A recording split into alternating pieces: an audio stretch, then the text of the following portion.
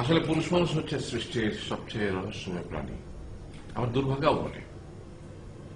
বুঝতে পারলাম না। শুনবি?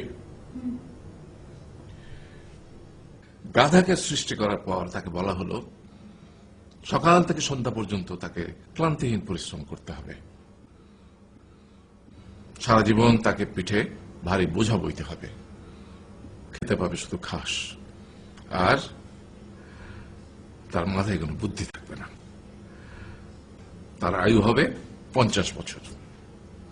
গাধা করজোড়ে সৃষ্টিকর্তাকে বলল, আমি এত বছর বাঁচতে চাই না, আমাকে 20 বছর আয়ু দেওয়া হোক। সৃষ্টিকর্তা সেটাই মঞ্জুর করলেন। কুকুরকে যখন সৃষ্টি করা হলো তখন তাকে বলা হলো যে সে হবে মানুষের সবচেয়ে বড় বন্ধু, কিন্তু সে খাবে মানুষের উচ্ছিষ্ট, এবং তার আয়ু হবে 30 বছর। কুকুর সৃষ্টিকর্তাকে বলল, আমি এত বছর বাঁচতে চাই না, আমাকে 15 বছর আয়ু দেওয়া হোক। সেটাই মঞ্জুর করা হলো।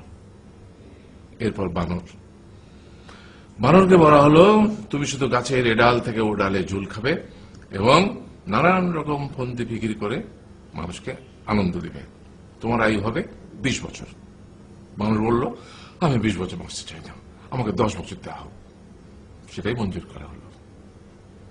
এবার এলো পুরুষ মানুষের পালা।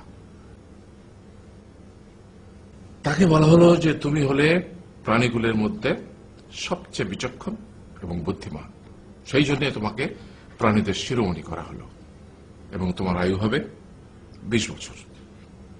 তখন পুরুষ মানুষ বলল, করজোড়ে বলল সৃষ্টিকর্তাকে যে 20 বছর আয়ু অত্যন্ত কম, হে প্রভু, আমাকে ওই গাধার সে যে 30 বছর আয়ু চায়নি সেটা আমাকে দেয়া হোক, ওই যে কুকুর 15 বছর ফিরিয়ে দিয়েছিল সেটাও আমাকে দেয়া হোক, আর যে বানর 10 বছর নেয়নি সেটাও আমাকে দেয়া হোক।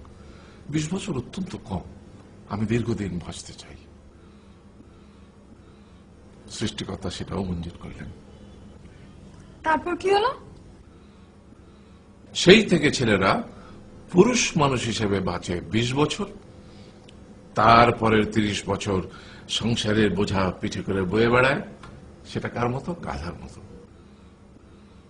তারপরের 15 বছর সে তার ছেলে মেয়েরা যা দেয় সেই রকম ঠিক কুকুরের মতো উচ্ছিষ্ট খেয়ে বাঁচে।